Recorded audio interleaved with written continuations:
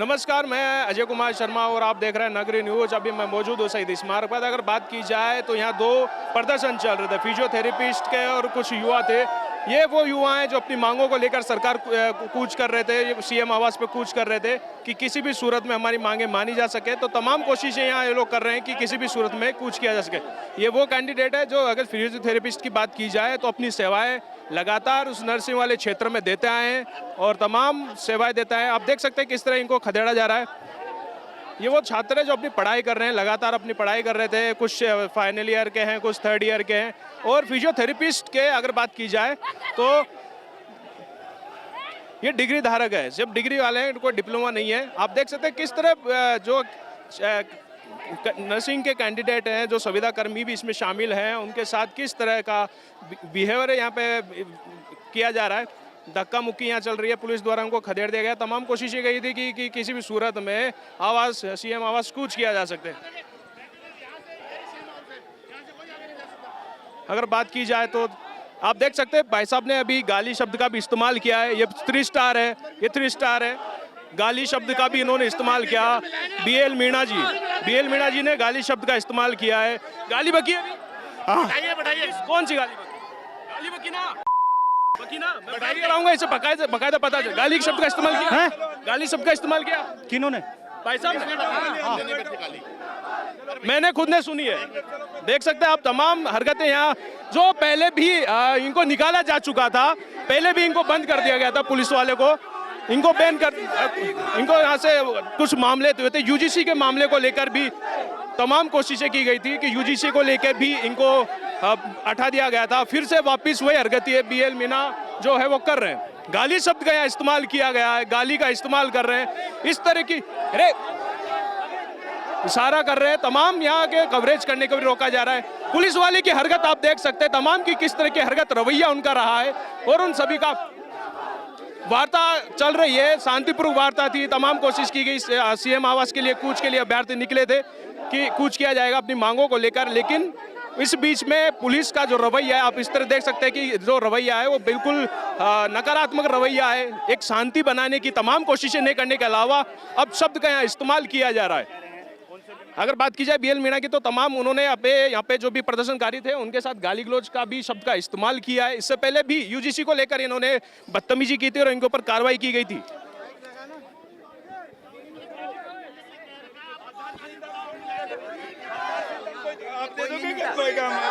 घोषणा कर दो, गाड़ी मंगाओ खाली। आप पहले तो अंदर बैठो, आप पहले तो अंदर बैठो, अंदर करवाओ। पहले तो अंदर डेलीगेशन तैयार करो। आप करवा देते जो भी अवेलेबल होगा। जब इतने युवा बेरोजगार बैठे हैं तो ये हमारी आज सरकार तानाशाही पे उतर के आ गई। सरकार युवाओं के लिए रोजगार पर बात नहीं करना चाहती, सिर्फ युवाओं को बेरोजगार बना रखा है। आज हजारों की संख्या में यहाँ पे धरना में बैठे हैं लोग, लेकिन सरकार बात सुनने को तैयार नहीं है हमारी, और हमारी जायज मांग है।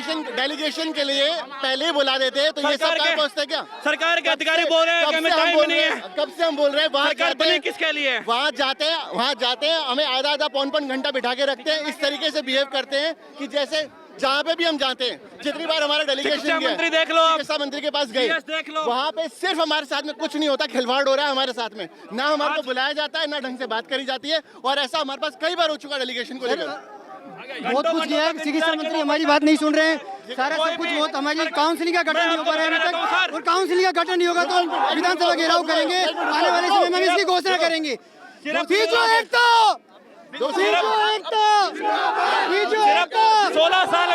16 साल में राजस्थान सरकार ने सिर्फ 64 पदों पर फिजियोथेरेपी की भर्ती निकाली है, और आज प्रदेश में 20 से 25,000 बेरोजगार घूम रहे हैं।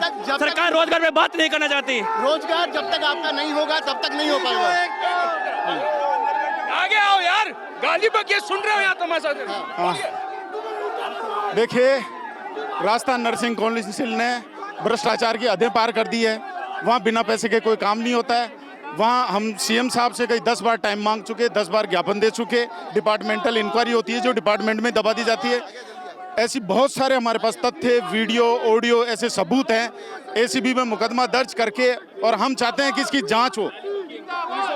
और पुलिस वालों ने गाली बकी है। बहन चो चेहरा दिखाइए, चेहरा दिखाइए। आप दिखा सकते हो कौन था वो गाली बकने वाला पुलिस वाला?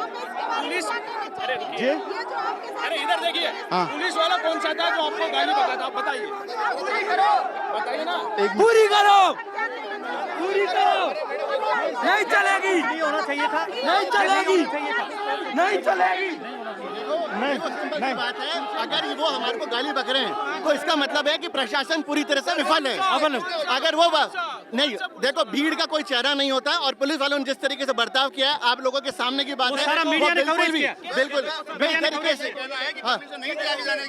परमिशन नहीं थी। तो सुनो सुनो, ये देखो लाठीचार्ज हो है, ये देखो लाठीचार्ज हो है। ये देखो ये लाठी हम हमारे बातों पे बात करना चाहते हैं, ये देखो पुलिस वालों ने धक्का मारा, मेरा धक्का मुक्की करी है। और ये और आज मैं आपको बताना चाहता हूँ, प्रदेश के अंदर ऐसे हालात कर दिए हैं सरकार ने कि सरकार रोजगार पे बात नहीं करना चाहती। और मैं आपको बताना चाहता हूँ, प्रदेश में 20,000 फिजियोथेरेपिस्ट हैं, लेकिन 16 साल में सिर्फ 64 पदों पर भर्ती हुई है। अभी तक और भर्ती नहीं हो रही। अभी मैं आपको बताता हूँ, आरपीएस ने सिर्फ 20 पदों पर भर्ती निकाली 10th प्लस डिप्लोमा पे।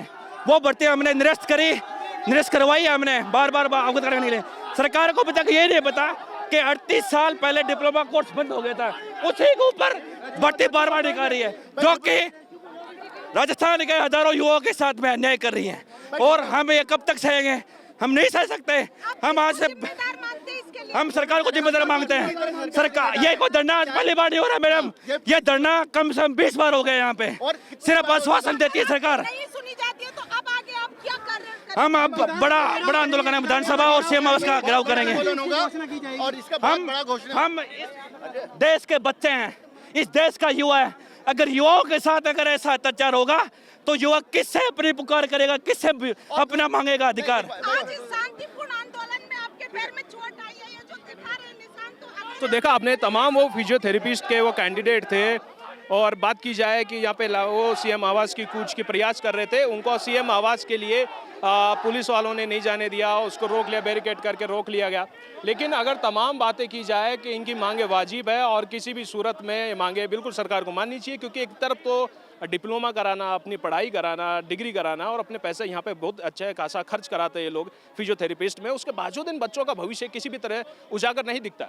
अगर बच्चों से अभी भी हमने बात की और आगे भी आप बात करेंगे तो यही कहेंगे कि फिजियोथेरेपिस्ट सिर्फ एक सेवा है, लेकिन आने वाले वक्त में गवर्नमेंट के मामले में इसको लेके क्या सुविधाएं गवर्नमेंट दे रही है, क्या पोस्टिंग उनको दे रही है, उन सभी पर गवर्नमेंट सिर्फ उनका जवाब है कि गवर्नमेंट सिर्फ ना के अलावा कुछ नहीं दे पा रही, यानी कि कोई सेवाएं उनको नहीं दे पा रही है, नहीं मिल पा रही है, कोई पद नहीं मिल पा रहा है उनको। वो तमाम मांगों को लेकर आज यहाँ प्रदर्शन कर रहे थे। और मुख्यतः अगर बात की जाए, जिस प्रदर्शन के बीच में पुलिस वालों का सकारात्मक रवैया होने की जगह नकारात्मक रवैया यहाँ पे सामने नजर आया। बीएल मीणा की बात की जाए, यूजीसी को लेकर भी पहले पिन पे उंगलियां उठी थी, आज फिर वही हरकत उन्होंने दोबारा यहाँ दोहराई है। 3 स्टार के पद पे हैं, फिर भी बावजूद उनको इतनी सी तमीज नहीं कि एक प्रशासन में काम करने के बावजूद की जनता से जो कि अपना मांग मान रहे हैं उनसे किस तरह का रवैया, किस तरह की बातें रखनी चाहिए। अब सब गालियों का इस्तेमाल किया गया पुलिस वालों के द्वारा, ये निंदनीय है। इस तरह की स्थिति अगर किसी प्रदर्शनकारियों से करते पुलिस वाले, ये निंदनीय है। इस तरह का रवैया वास्तव में निंदनीय है। अब देखना है कि वास्तविकता में जो बात उठ रही है सरकार के कानों में पहुंचती है, सरकार भी इसे अनसुना करती है। तमाम कोशिशें कई बार पहले भी की गई थी कानों में पहुंचाने की, कई प्रदर्शन यहाँ कर चुके हैं इस मांग को लेकर, लेकिन सरकार फिलहाल सुनने को तैयार नहीं है। देखते रहिए नगरी न्यूज़ पर। नमस्कार।